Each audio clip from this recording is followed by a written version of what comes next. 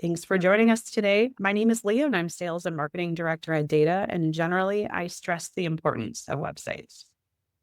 And I'm Paige, Creative Director. I work with the client services team and closely with our designers and graphic projects and to strategically plan website updates or rebuilds. Great. So, today we're excited to dig into a topic that almost every team wrestles with updating your website. So, our goal is to leave you with tools and clarity that you can take back to your team to polish up your most valuable marketing asset. So today we're not just going to talk redesign trends. We're going to walk you through a framework to help you decide what to do next with your website. We'll share what signs to watch for, how to scope for the right level of change, and how to align your site to support your business goals. So if you've been thinking about changing for a while or just starting to sense it's time, you should leave today with some good next steps. So obviously your website matters, but not just because it's your digital front door or your 24/7 salesperson, although both of those are true. Your site is one of the only places where you fully control the narrative. There are no algorithms deciding what shows up, no platforms shaping how you sound, just your brand, your message on your terms. While your website functions as a sales asset, it quietly pulls weight for other functions of your organization, your HR team, your support staff, and your overall customer experience. From a practical standpoint, it is how people find you through online searches and now growing generative searches. It's where most people go first in their journey, and it often decides where they go next. The risk of not keeping your site updated, it's not just that it can look dated, it can start working against you. It can confuse your prospects, undersell your value, and create friction for your team instead of momentum. Yeah, and as a designer, appearances are really important, but equally as important is keeping your website with where your business is going. It's a really great point, Paige. The data does back up how critical your site is. People will not wait around. So if they can't find what they need in 5 seconds, most will leave. Nearly 80% of buyers are making decisions before sales even enters the chat. So if your site is unclear, outdated, or off-brand, you're losing deals before you know they were even in play. 2/3 of the B2B journey is now digital, and that isn't a trend, it's a shift in behavior. So your site needs to carry real weight across every stage of that journey. So now, how to recognize when it's time for a website update, because it's not always obvious and teams often wait longer than they should. Some signs that you'll see might be tactical. These are pretty surface level, but still important. So you may have launched a new product or have a new service, but the site doesn't reflect it yet. Your design might feel a little bit outdated or inconsistent across pages. You've gone through a rebrand, so you might have a new logo and a new look or new message, but your website hasn't caught up yet. And your platform is hard to update. So maybe your content management system is clunky, or you need a developer to step in and make just pretty basic edits. And here is a big one. So if your site is getting traffic, but not conversions, that is a strong signal that there's something off in your messaging or user experience. So there are strategic signals that you're going to want to watch for. These are deeper indicators that your site is out of sync with your business. So your site map doesn't feel cohesive and visitors might struggle to find what they need. Your audience has shifted, but your content still speaks to an old one, or your value proposition has evolved and your site no longer reflects what makes you great. So when you see these signs, whether it's that tactical or strategic, it's time to pause and ask, is this a quick fix? Or is this pointing to a bigger opportunity to realign? So when we think about websites, we tend to default to a prospective customer as the only audience. But in reality, most sites have multiple audience, each looking for different signals, answers, and reasons to trust you. Maybe you're working with several ICPs. You've got different industries, company sizes, or buyer types. Each will have their own goal and need. But your site also has to speak to job seekers, checking out your culture, your team, and offerings. Partners or investors might be vetting you for credibility, and even your own team might be pulling content, messaging, and decks from your site to use in their daily work. So that's why it's important to map out who is coming to your site as part of your planning. If your site is built around just one audience, others can get lost, or worse, they'll assume that you're not a right fit before you even get the chance to engage. So it's also not about who is coming to the site, it's about where they are in their journey. First-time visitors might need to quickly understand what you do, why it matters, and whether they should stick around. Returning customers, on the other hand, might just need easy access to a login, support resources, or product updates. Your site needs to serve both. Yeah, we've worked with companies with really beautifully designed websites, but their content isn't considering what their audience is looking for. So it's going to lead to a gap in conversions, as Leah mentioned. Yeah, that's a really good point. Page design is just a piece of the puzzle. Paige will take it from here and walk you through how to actually plan your website, what to consider, what to prioritize.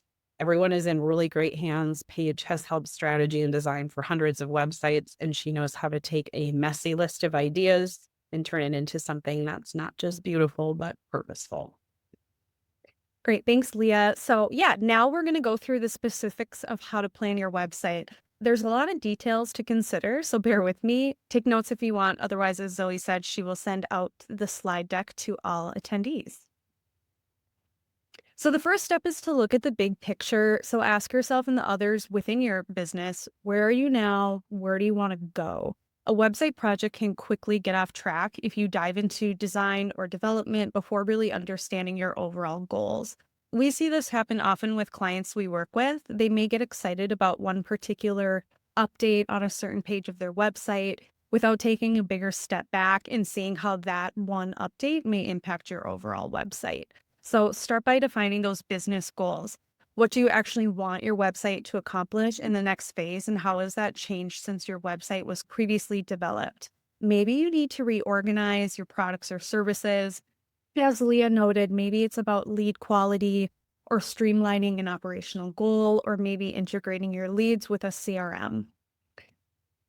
Once you've established the new or improved direction for your website, next you can identify your core audiences that Leah was mentioning.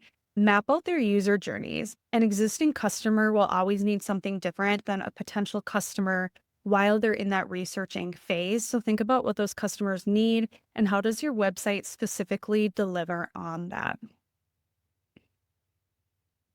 Step 3, auditing your existing content. So this would include your pages, your blogs, your blog posts, resources, articles that you have. Audit them and then see what you're missing. I really love a spreadsheet for this step. We do this with our clients. So log into your website, look at all the pages that you have live, hidden pages, landing pages, any posts that you have, add them to that spreadsheet. You can always add a column to designate the audiences and their stage in their buyer's journey, to view your content from their perspective, to see what you have. And this will show if you have any gaps in the content that you may need to consider when updating your website or building a new one. After you took inventory of all of your content, you have that spreadsheet. Next, review your analytics to see where users are actually spending their time and where they're dropping off. So, are they spending time where you want them to? See what blog posts or resources are the most popular, and also see if they're making it to that one really important service page, or if that needs to be brought more to the forefront when you're doing website updates. And then next, review the technology you use internally and find those opportunities to integrate it with your website. So this can lead to a lot of time savings and improved data capturing. Some examples include integrating with your CRM or an applicant tracking system, potentially integrating a pricing calculator, or even building in logic to send contact form fills to a particular salesperson based on territory. So things like that can make your website more than just a marketing brochure, and it can really work to your advantage. And lastly, set objectives. So if you're not sure if you want to update your existing website or start fresh with the new development, those objectives will really help prioritize your needs so you can determine your timeline, budget, and ultimately your plan. It can be really helpful at this stage too to involve other departments. So if you're a marketer, check in with HR or check in with sales and what they might need. But the beginning phase of your planning is a really great time to include others. And then after you've defined your business goals and your audiences, now it's time to think about the design to bring everything to life. And here's the thing. So good design, it's not just about making your website look really modern or trendy. It's really about guiding your viewers through the right journey and telling the story that you want them to experience. And that journey is really going to look different for every business or organization. So it's important to keep referencing back to those business goals as you filter through your content. So look at your website through the lens of your brand and your audience. What do they need to see, to feel, or to get to the next step? So, as you review your current website or start planning those updates, here are a few key design elements to focus on. And the first is content hierarchy and how the information is organized on each page. So, your design, your headlines, your text, it should all have a really clear and visual flow using contrast, size, and spacing to guide the viewer's eye. Even if your homepage has amazing information on it, it won't always connect if it's presented all in one big paragraph block. So think about how you can structure your content so visitors can scan, absorb, and act. A well planned out layout will really help them find what they need quickly, which keeps them engaged longer. And you should also weigh your products and your services into that content hierarchy. So, is the order at how you're presenting your homepage, is it random? Is it based on your most popular services or the relevancy? Think about those things when you're reviewing your content to see if any adjustments are needed. And then think about the user experience and review your website. Start with the navigation. So, is it focused and intuitive, or are there too many items competing for the viewer's attention? I'd recommend to try to keep that top level navigation to around 6 items. This keeps it really clean, helps the user find their way around without feeling overwhelmed. And also check for those conversion paths. So, do all your pages lead towards an action? Do they end abruptly with nowhere to go? Every page should have a next step. So, whether that's learn more, contact us, schedule a demo. And don't feel like you have to reinvent the wheel just for the sake of being different. Creativity is really great, but usability with a website always comes first. There's a reason why most every website has similar elements and shared layouts. It's because people know where to click and what to do. So make sure it's intuitive and not confusing. Responsive design is also a non-negotiable, so visitors expect a seamless experience whether they're on a desktop, tablet, or mobile. The design should really adapt gracefully across those devices. One mistake we often see when it comes to this is with infographics. It'll look really great on your product or service page on a desktop, but the moment you go to mobile, it's really hard to use and can be very unreadable. So just don't let those cool things get in the way of clarity. Simplicity almost always wins when it comes to usability. And lastly is design and layout. So studies show that 75% of users judge a company's credibility based on its website's design. So you could have the most innovative product in your industry, but if your site looks dated, people may assume that your business is too. Or you may have a really beautiful website, but your content lacks or is vague and it would fail to convert. So, whether you're planning on a light refresh or a full redesign, think about how your design can better serve your audience and move your business forward. That's really the heart of what this whole rebuild or refresh conversation is about.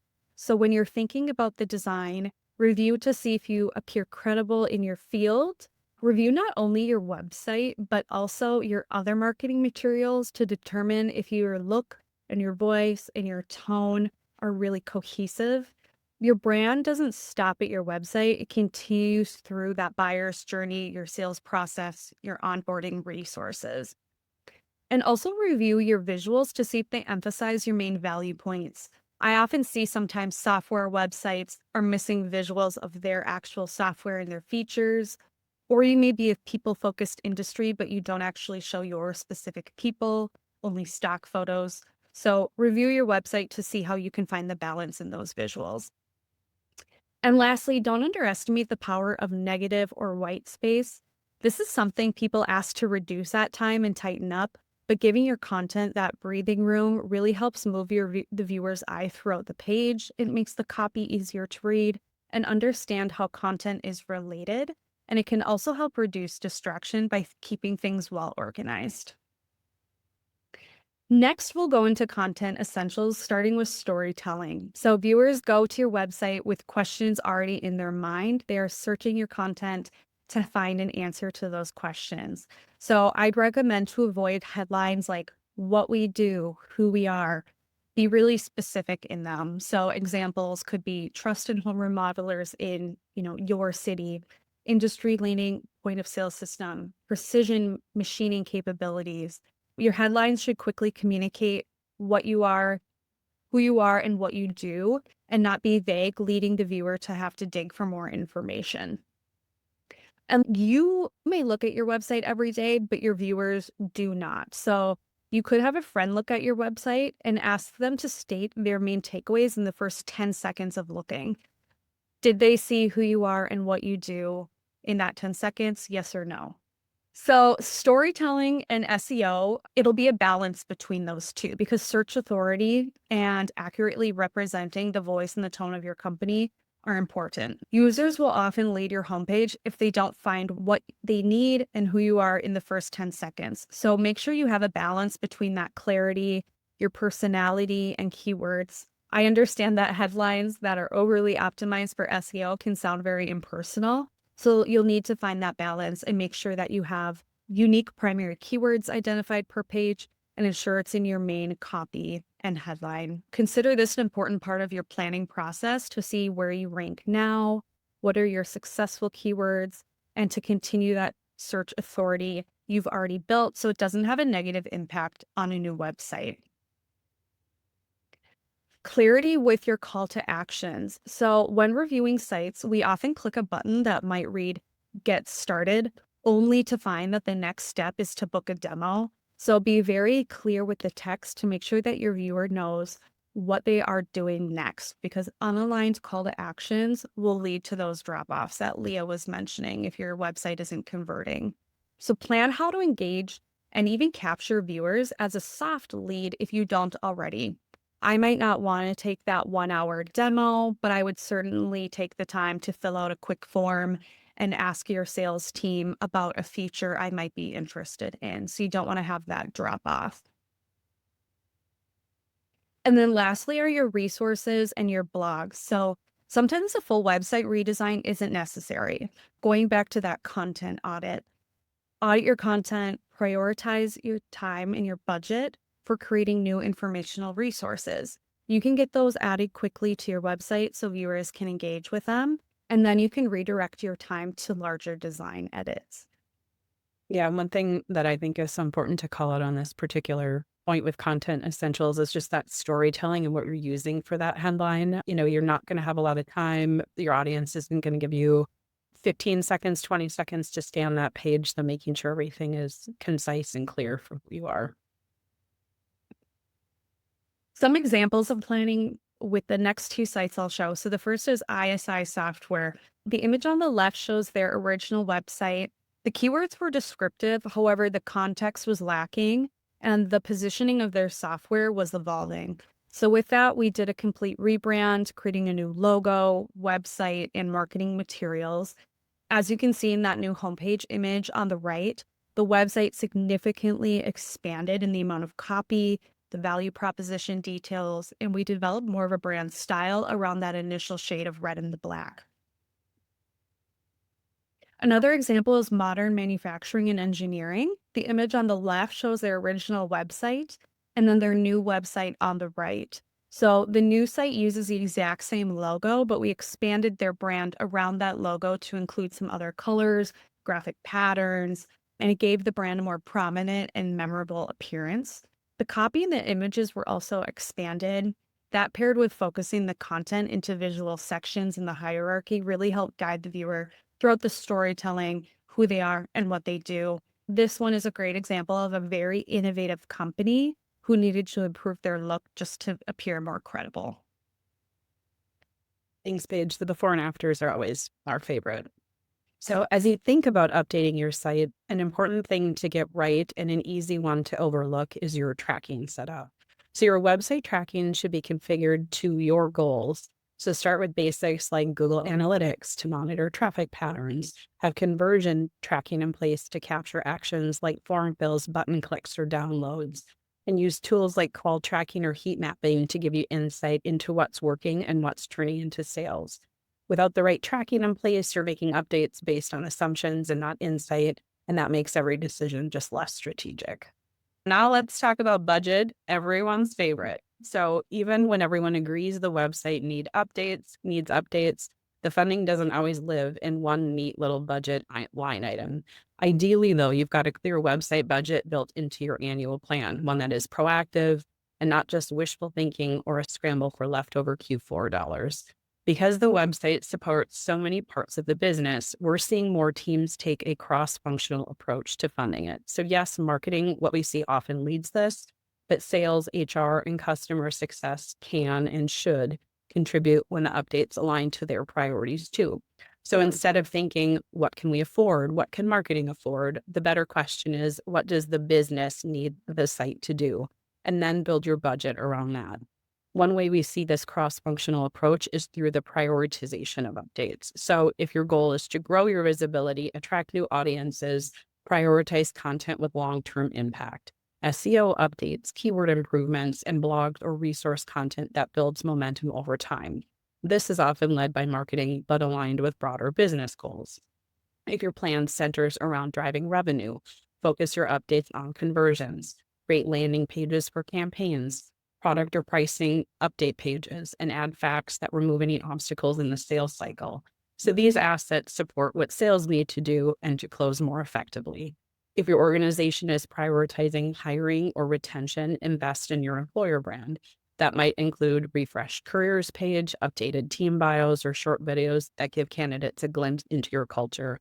Those updates are often led by HR, but they reflect who your company is as a whole. The key is to let your website plan drive your funding source. Have multiple departments contribute.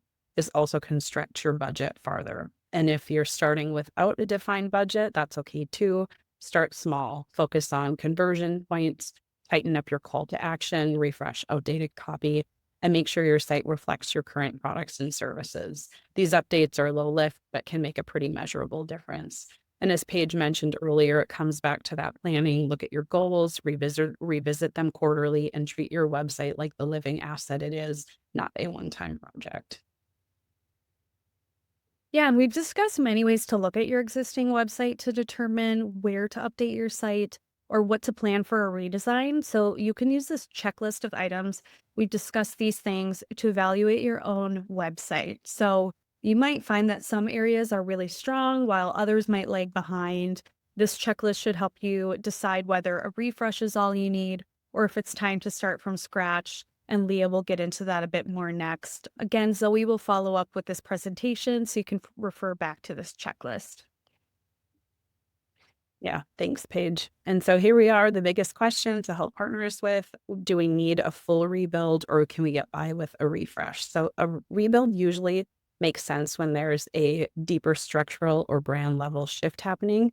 And that might look like a full rebrand. So you're changing your messaging, your visuals, your positioning, a need for a new site, aim, or template because your current one is outdated, clunky, or it wasn't built to scale. Switching your content management system, whether it's for usability, cost, or functionality, or you're just running into security issues, plugin conflicts, and you have tech debt that makes small updates feel pretty painful. On the other hand, a refresh is often enough when the core structure is solid, but the content or visuals need a little attention. Maybe you're adding a new product or service, maybe your pages feel bloated and need to be condensed, or your messaging just hasn't kept on pace with how you talk about your work today. Refreshes can also include SEO updates, new visuals, or updated copy for a shifting audience without touching the foundation of your site. The key is knowing where the real friction is. Is it in the structure, the content, the back end? That answer will generally point you in the right level of investment. So websites are big projects. There's a lot to consider. If you want a second opinion or just someone to talk through your site with, we're happy to help.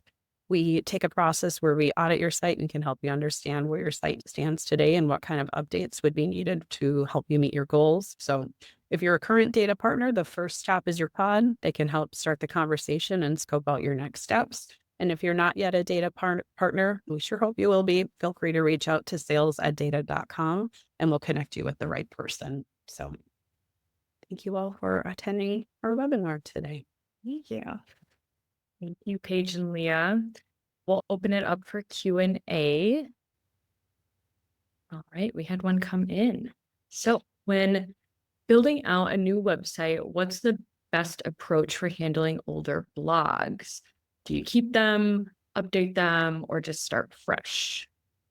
I can take that one. So, what I would recommend, what we've done with older blogs is try to pair it with an SEO strategy. So, you could, on that spreadsheet I was referencing with auditing all your content, place all your older blogs there, group them by their category or type of subject. You might find that you have four that are kind of overlapping, and you could condense those into one really nice updated blog.